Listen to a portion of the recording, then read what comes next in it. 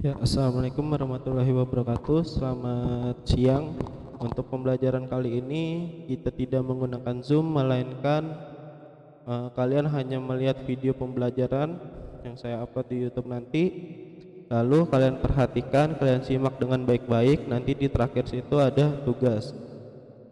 Nah, tugasnya itu kalian tulis tangan, kalian tulis di buku tulis atau di kertas atau dimanapun terserah kalian. Lalu kalian kirim ke email saya, kalian foto, terus fotonya itu kalian kirim ke email saya ya. Jadi untuk tugasnya saya tunggu sampai jam 5 sore. Kita masuk ke materi. Nah, ini ada jenis-jenis sistem operasi jaringan. Nah, jenis-jenis sistem operasi jaringan itu ada dua, yaitu ada closed source dan open source. Nah, pengertian dari software yang closed source itu perangkat lunak atau software yang dipublikasikan tanpa diberikan kode sumbernya. Pada software jenis closed source hanya terdiri dari file binary saja tanpa adanya ruang untuk mengakses ke kode sumber software tersebut. Ya, jadi sistem operasi yang source code itu ditutup oleh developernya. Ya, sistemnya ditutup supaya tidak ada yang mengubah-ubah sistemnya tersebut atau tidak ada yang menjiplak sistem operasi tersebut atau aplikasi tersebut. Ya, kenapa sih kalau ditutup sistem operasinya, sistemnya ditutup supaya tidak diubah-ubah, itu kenapa? Nah, ini software closed source memiliki lisensi atau hak cipta yang bertujuan untuk melindungi software tersebut dari penggunaan yang dapat merugikan si pembuat software dan menguntungkan pihak ketiga. Ya, contohnya nih, kalian bikin sebuah aplikasi, lalu aplikasi itu kalian open source. Nah, aplikasi itu kalian open source. Nah, jadi pengguna aplikasi kalian bisa mengotak-atik atau bisa menjiplak aplikasi kalian.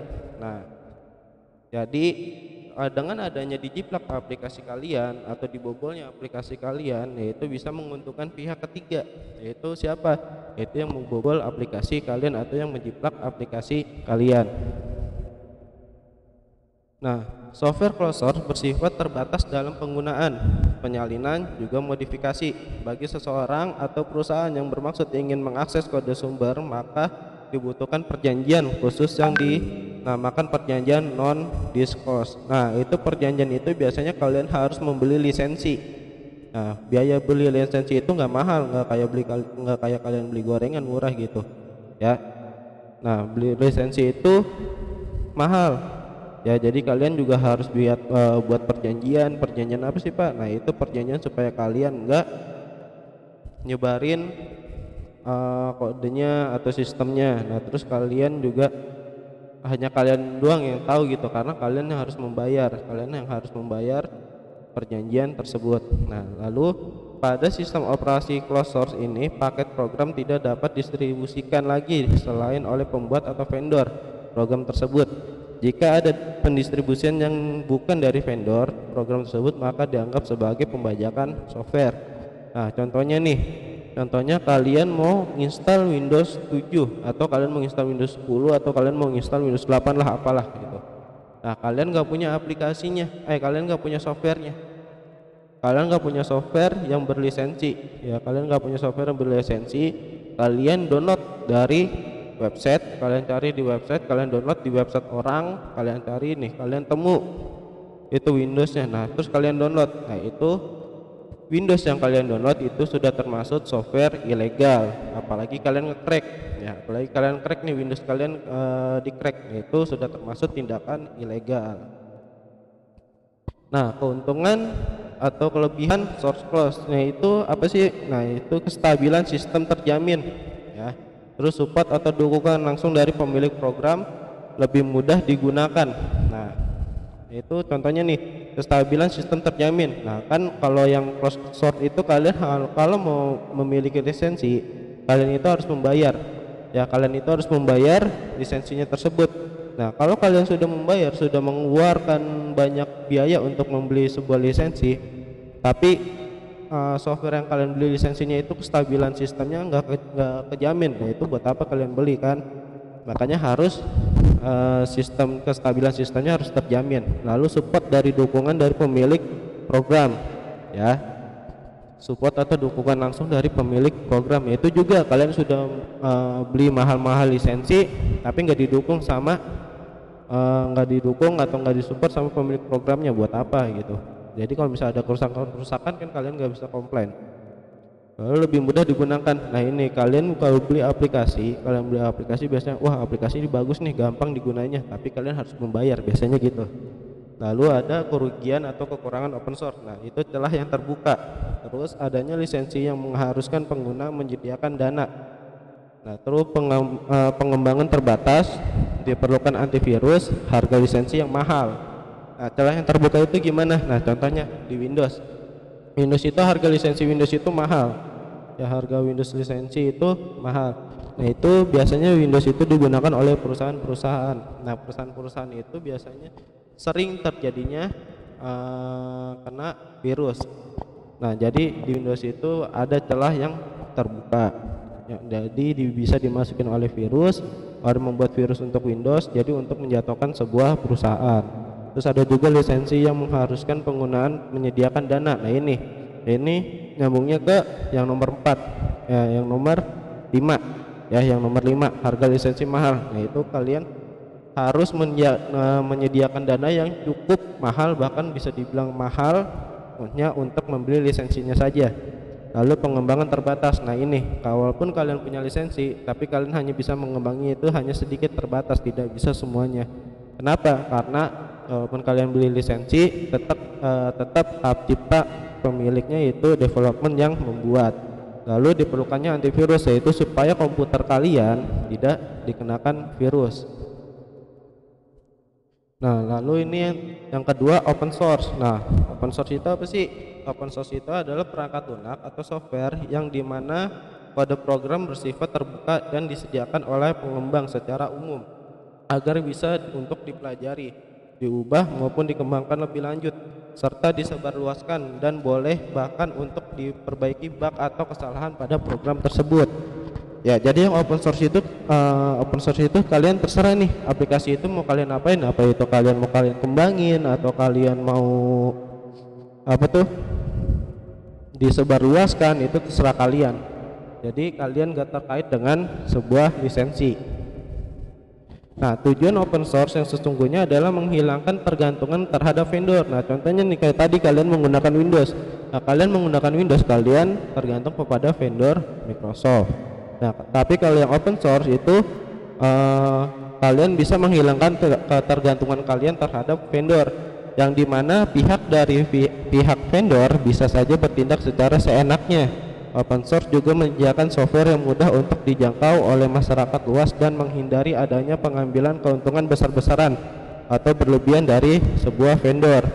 Ya, jadi yang open source itu tidak dikenakan biaya, walaupun ada biaya yang harus dibayarkan, itu tidak terlalu besar. Nah, dan perlu digarisbawahi nih, open source di sini bersifat bebas, maksudnya bukan berarti sebebas-bebasnya, melainkan bebas untuk digunakan atau dikembangkan. Nah, disebarkan ulang dengan mempertanggungjawabkan secara bersama dan tidak untuk menghilangkan hak cipta tersebut. Nah, gini maksudnya, dari aplikasi open source ini kalian bebas untuk mengembangkan, kalian bebas untuk mensebarluaskan, tapi kalian diwajibkan untuk tidak menghilangkan hak cipta ya, tidak menghilangkan hak cipta dari si pembuatnya. Contohnya nih, sudah ada aplikasi yang tersedia di open source. Nah terus kalian ya ada kurang nih aplikasinya nih, kalian kembangkan, lalu selesai kalian kembangkan, kalian sebarluaskan. Nah itu hak cipta yang pertama kali membuat aplikasi itu tidak boleh kalian hilangkan, harus tetap kalian cantumkan. Nah lalu ada keuntungan ya, keuntungan dari open source ini yaitu pertama legal ya, jadi kalau kalian download di website ya, kalian download di website nih yang aplikasi atau software yang open source, kalian download di website orang, itu legal bukan ilegal. Beda lagi yang closed source. Kalau yang closed source kalian download di website orang, itu bukan website resminya dan kalian tidak memiliki lisensi, itu kalian adalah tindakan ilegal. Tapi kalau yang open source kalian download di website lain bukan di website resminya, kalian juga tidak perlu adanya lisensi, itu tetap legal. lalu menyelamatkan devisa negara ya, lalu keamanan sistem. Nah, open source ini keamanan sistemnya itu terjamin. Nah, kenapa terjamin? Sekarang perusahaan-perusahaan itu kebanyakan menggunakan aplikasi yang berbasis closed source. Nah, jadi kalau yang biasanya itu yang open source digunakan itu untuk perorangan, biasanya memakai itu perorangan. Ya, jadi untuk apa gitu kan, atau menyerang keamanan sistem yang open source, semua orang bisa mengakses gitu. Lalu hematnya biaya. Nah, hematnya biaya maksudnya apa nih? Nah, hematnya biaya itu maksudnya kalian tidak harus mengeluarkan biaya untuk membeli lisensi karena aplikasi tersebut tanpa lisensi. Lalu dukungan dari pengembangan lebih besar. Nah, gini, jadi kalian itu kan aplikasi open source. Nah, dari aplikasi open source itu kalian mau kembangin lagi nih, itu bahkan didukung ya, bahkan didukung, tapi dengan sebuah catatan, hak ciptanya tidak boleh dihilangkan. Lalu bebas untuk mengubah dan memodifikasi. Ya, open source itu yang tadi saya jelasin, kalian bebas mau kalian mau ngembangin, kalian mau ubah, kalian mau sebarluaskan, itu bebas, terserah kalian. Yang penting dengan satu catatan yang tadi, tidak boleh menghilangkan hak cipta yang pertama kali membuatnya. Lalu lebih aman, nah itu karena tidak ada virus. Lalu kedua, kesalahan bug atau error lebih cepat ditemukan dan diperbaiki. Nah, ini open source itu kalian sendiri yang ngebuat, kalian sendiri yang ngembangin, kalian sendiri yang menyebar luaskan. Jadi kalau misalnya ada error, kalian langsung bisa memperbaiki bug atau error tersebut. Tapi kalau kalian menggunakan aplikasi yang closed source, kalian harus menghubungi pengembang dulu ya, kalian harus menghubungi pengembang dulu, atau kalian menghubungi developernya dulu baru diperbaiki. Lalu lisensi gratis. Nah, kalau yang closed source tadi kan lisensi harus membayar dan harga lisensinya itu cukup mahal. Tapi kalau yang open source itu lisensinya gratis dan terakhir itu bebas dari malware atau serangan virus. Nah, kerugiannya itu apa aja sih kalau open source? Nah, tidak ada garansi dari pengembang. Nah, itu kan kalian gratis nih. Open source itu kalian gratis. Jadi kalau misalnya ada apa-apa sama aplikasi pengembangan kalian, itu nggak ada garansi dari pengembang. Karena kenapa? Karena kalian gratis. Lalu open source digunakan secara sharing. Ya, open source secara sharing itu maksudnya apa? Open source itu bisa digunakan oleh banyak orang. Ya, open source itu bisa digunakan oleh banyak orang, mau siapapun itu bisa menggunakan. Lalu yang ketiga, kurangnya SDM yang memanfaatkan open source. Ya, karena open source ini bersifatnya lumayan sulit, jadi SDM-nya itu sedikit.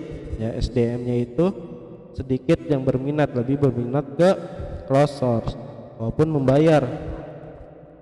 Lalu tidak adanya perlindungan hak atas kekayaan intelektual atau haki.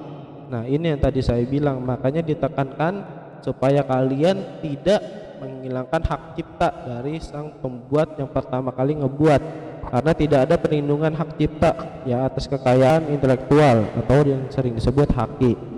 Lalu kesulitan mengetahui status project. Nah, ini kalian juga susah nih mengetahui status project saya gimana sih, saya ngebuatnya udah sampai mana, saya buatnya statusnya gimana sih, susah itu kalian untuk mengetahuinya. Lalu user interface rumit bagi pengguna yang awam. Ya, benar. Ya, open source itu rumit. Ya, tadi itu masuknya ke nomor 3 ya. Ke nomor 3 yaitu user interface, kekurangan sumber daya ya. Kekurangan sumber daya masuknya itu kenapa? Karena user interface itu rumit bagi pengguna yang awam. Harus pengguna yang expert baru dia paham. Ya. Nah, ini ada tugas kalian itu ada 5, kalian tulis di kertas lembar atau di buku, lebih baik di buku, lalu kalian tulis ini soalnya dan kalian kerjakan ya, kalian foto lalu kalian kirim ke email saya. Nah, email saya sudah ada tertera di bawah, tinggal kalian kirim, saya tunggu sampai jam 5 sore. Saya tunggu sampai jam 5 sore. Ya, kalau ada yang mau bertanya silakan WA saya secara japri. Jika tidak, ya udah saya tutup sampai di sini. Semoga semoga pembelajaran kali ini bisa bermanfaat untuk kalian, bermanfaat untuk saya pribadi. Ya, sekian dari saya. Assalamualaikum warahmatullahi wabarakatuh.